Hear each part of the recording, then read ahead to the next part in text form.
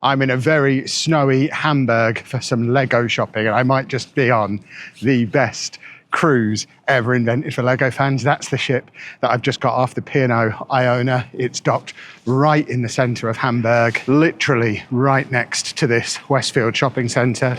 And if you come through this door into Westfield, not only do we have all the shopping stuff you could possibly want, and metro station that leads us pretty much straight to the main Lego store in Hamburg. But as you can see, just inside the shopping centre, we have the Lego Discovery Centre. Now, that shop isn't actually open for another 45 minutes as I've got off the ship. So we're making a note of it. We're going to come back later.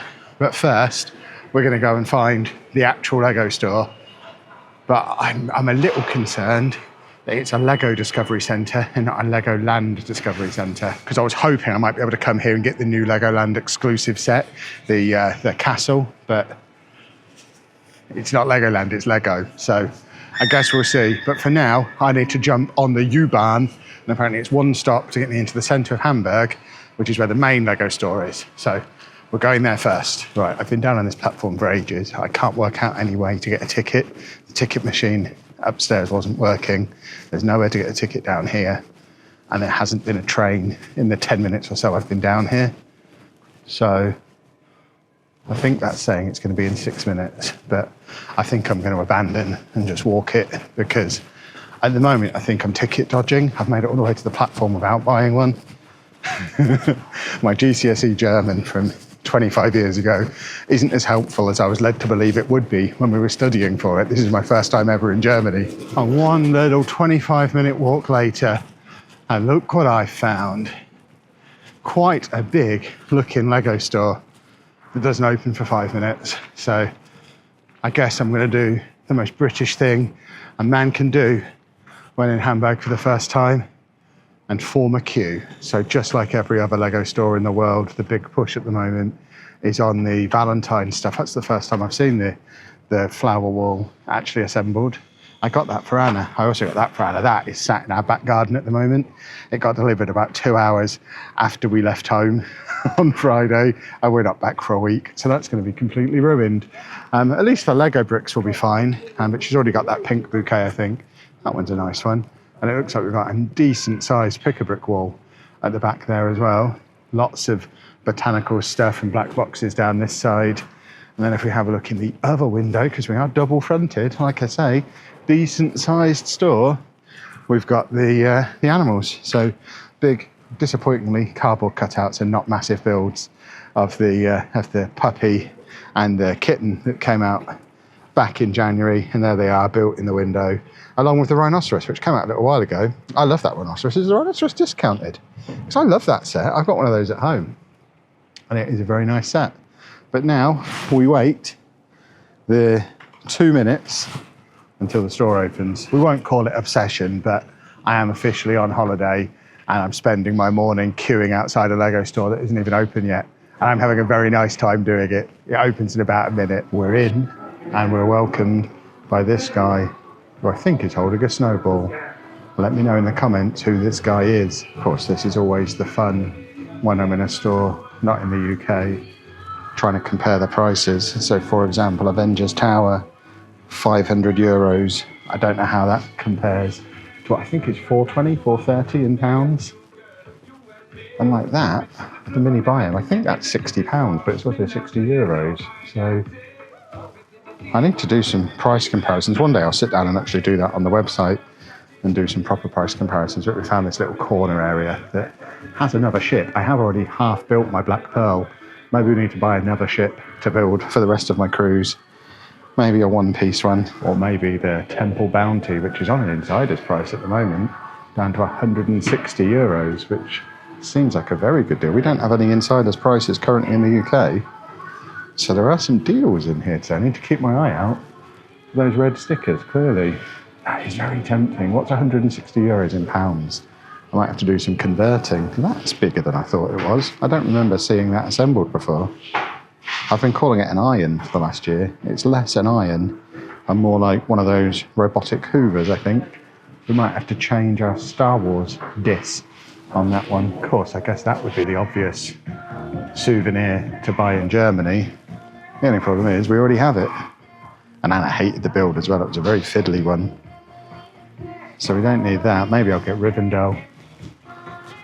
We've got some very cool botanicals displays in here as well. On the topic of needing another ship to build on the ship, €680 for Titanic.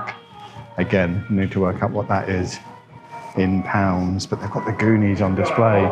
Maybe that's a sign.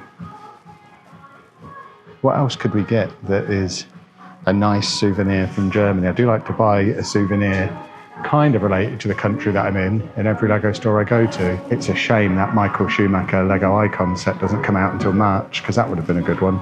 No problems getting the Brad Pitt minifigure in Germany. It's only in the UK. That's been hard to get hold of, I guess. We've got all of the new Speed Champions, including Back to the Future, Lightning McQueen. They're all on display in there as well, looking very cool. Maybe we need a German car. Is Porsche German? I didn't realise that it was a controllable one. I've got the Audi remote control one already. Maybe we get another remote control car. Lovely little Valentine's display on the go as well. Any chance Cruella de Vil is German or drives a German car? Because I really want that set. I really should have done some research in advance and come in with a plan. They've got Gabby's Dollhouse in here. You rarely see that on the shelves in the UK.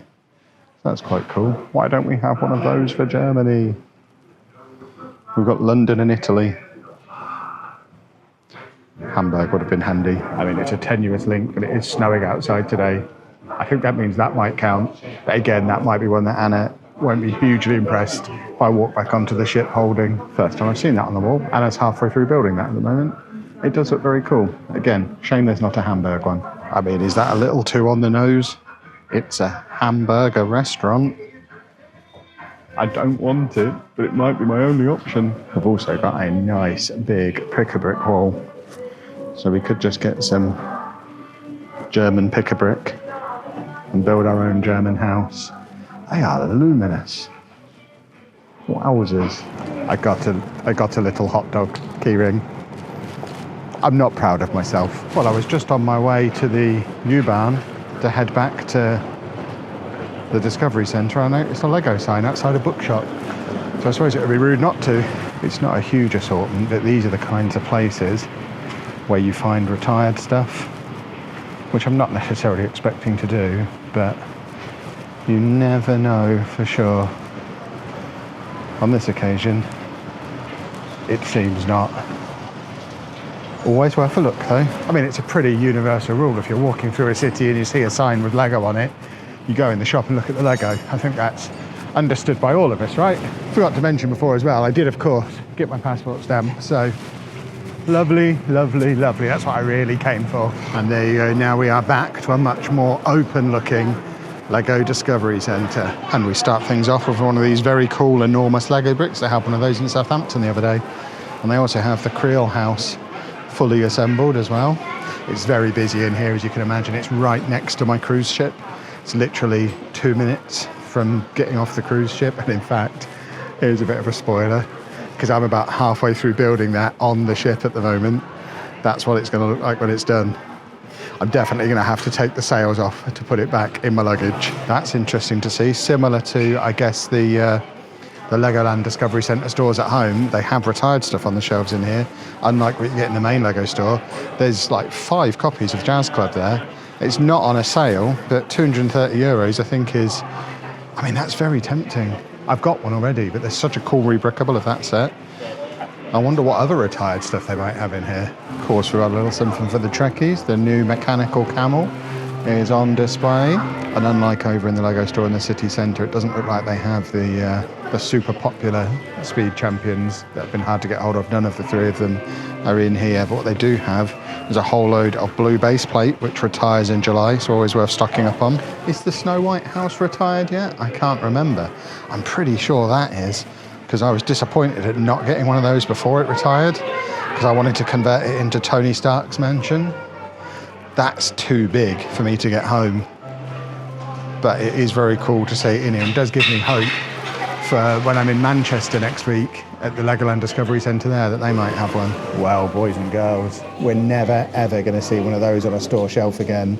But there is a Daily Bugle for €350. That is like rocking horse poo in the UK. I was warned they were still in stock in Germany, and there they are. I was looking for this set at the other store. I think this is retired as well, which is why it wasn't in there. I mean, it's a great Hamburg souvenir, but I already have it. And then we've got a pile of stuff here on 25% off, which, I mean, some of this is some very snazzy bits and bobs. There's nothing that tickles my pickle. Oh, we've got some more Speed Champions here. And a load of poly bags. We're going to have a rummage in there in a second. Still no sign of the big super popular ones, but what have we got in here? Anything exciting? Duplo? Not really, is the answer to that question, I think. Nice pick-a-brick wall with some useful Mills plates, bits and bobs down the bottom there as well. And then they do have the minifigure factory here as well. I don't know that there's any exclusive pieces, but we might have to do a minifigure factory and just have Hamburg printed on it. Another one for the collection of things you just don't see on store shelves at home. If you're watching this from America, you're going to be very, very upset, because I think that's been sold out for months and might not be coming back. But there it is, multiple of them on a store shelf, along with the Hogwarts Icons Collector's Edition as well. There's loads of retired bits and bobs in here. Very cool. Well, I did not expect to be seeing a Daily Bugle and a Gringotts on store shelves when I got off that cruise ship this morning, but Anna has been going on for ages about how she wants a Gringotts too. Obviously, I've got one to go in the Lego City. She really wants one to build, to just have on display in the house. This is her possibly last opportunity to put her money where her mouth is, because they've got them on the shelves in there and you just can't get them anywhere else. It doesn't actually retire until July, but it's been impossible to get everywhere since it went on sale back end of last year. But that Daily Bugle is retired. I've already seen them selling for like £450 at conventions in the UK. So for it to be sat on there, I think, what was it, €350 on the shelf? If I wanted to carry that off the ship myself at the end of the week, I could flip that for a nice little profit. I don't want to do that because it sounds like a pain in the trousers, but if you find yourself in Hamburg, you don't know how lucky you are. Make a trip, boys and girls. Grab yourselves a Daily Bugle. If you can get a flight here for less than £100 from the UK, you'd save money compared to buying Daily Bugle at convention prices. That being said, there is only one left on the shelf, so you'd have to come quick. And then, of course, we do have the very cool Discovery Centre next door, which, unfortunately, if it's anything like the ones in the UK, I can't go into without a kid. I don't think I'm going to have an adult's night in the middle of the day on a Monday. And that's not going to be the end of our European Lego shopping adventures this week, folks, so make sure you are subscribed to the channel. Coming up over the next few days, we've got the Amsterdam Lego store. We're going to try and do some shopping around Rotterdam as well. There's a few potential Lego shopping opportunities nearby. The Rotterdam store, unfortunately, isn't open when we're going. But we're also heading to Bruges later in the week, where there is an absolutely fantastic independent Lego store. And then, of course, a few days after that, we're up in Manchester for Bricktastic. But also, there's 3 Lego stores in Manchester, one of which is a Legoland Discovery Centre like that one, which does have the Legoland exclusive sets and is usually really good at this time of year for retired stuff as well. So lots to make sure you subscribe for. But if you have enjoyed this video, please make sure you leave a nice big thumbs up on there for me. Subscribe to the channel for loads more Lego content. And thank you very much for watching.